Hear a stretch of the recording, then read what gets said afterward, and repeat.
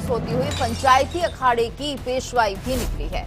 ये बड़ी खबर, प्रयागराज में महाकुंभ की तैयारियां तेज हो गई हैं। आखिरी चरण में ये तैयारियां, पंचायती अखाड़े की पेशवाई निकली तो तैयारियां लगभग अंतिम चरण में हैं और साधु संतों का आगमन शुरू हो चुका है। पंचायती अखाड़े की पेशवाई निकली है, आस्था और विश्वास का ये अनोखा संगम, और ऐसे में सभी साधु संत अब संगम नगरी पहुंचने लगे हैं। तो पंचायती अखाड़े की पेशवाई इस दौरान निकली, पूरे गाजे बाजे के साथ ये पेशवाई निकली।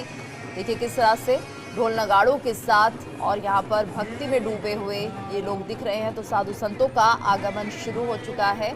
महाकुंभ में ज्यादा समय बचा नहीं है और ऐसे में अब पंचायती अखाड़े की ये पेशवाई निकाली जा रही है। तस्वीरें आपके सामने हैं, भक्ति में सराबोर यहाँ के लोग, साधु संतों की ये पेशवाई, और आगमन शुरू हो गया है महाकुंभ के लिए। तो संगम नगरी में पहुंच रहे हैं सभी साधु संत और ऐसे में पंचायती अखाड़े की पेशवाई निकली है। तो गाजे बाजे के साथ ये पेशवाई निकली, तस्वीर आप देख रहे हैं। महाकुंभ शुरू होने में ज्यादा समय नहीं बचा है। 13 जनवरी से महाकुंभ की शुरुआत होने जा रही है। उससे पहले संतों का आगमन शुरू हो गया इस पावन नगरी में। और ज्यादा जानकारी के लिए बात करेंगे संवाददाता विमल श्रीवास्तव से। विमल, क्या जानकारी है? ये जो पेशवाई निकल रही है और हम देख रहे हैं कि लगातार साधु संतों का आगमन शुरू हो चुका है। जी बिल्कुल, आज निरंजनी अखाड़े की पेशवाई है और बाकायदा गाजे बाजे के साथ ये पेशवाई बागमरी गद्दी मठ से निकल रही है और ये बागमरी होते हुए सीधे दारागंज से होते हुए ये मेला क्षेत्र में प्रवेश करेगी। करीब शाम को 5 और 6 बजे के बीच में ये मेला क्षेत्र के अखाड़ा में प्रवेश करेगी। उसके बाद वहां पर पूजा पाठ होगी।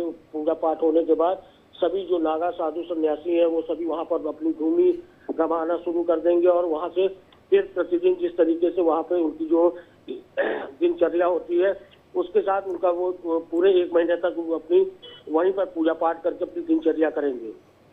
बिल्कुल विमल, और हम देख रहे हैं काफी तादाद में लोग इस पेशवाई में शामिल भी हो रहे हैं। गाजे बाजे के साथ देख सकते हैं बड़े बड़े डमरू यहाँ पर बजाए जा रहे हैं।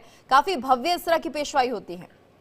जी बिल्कुल, जो डमरू बजाए जा रहे हैं, जो नागा सन्यासी होते हैं वो भगवान शिव के अवतार माने जाते हैं, उनके रक्षक माने जाते हैं, उनके गण माने जाते हैं। तो इसलिए डमरू को बजाना उनके लिए सबसे महत्वपूर्ण माना जाता है। और साथ ही साथ निरंजनी अखाड़ा जो होता है वो निरंजनी अखाड़ा में सबसे ज्यादा नागा सन्यासी होते हैं और ये निरंजनी अखाड़े का जो महत्व है, ये अखाड़े बागमरी गद्दी मठ से होते हुए सीधे दारागंज जाएंगे, दारागंज से अखाड़ा क्षेत्र में प्रवेश करेंगे।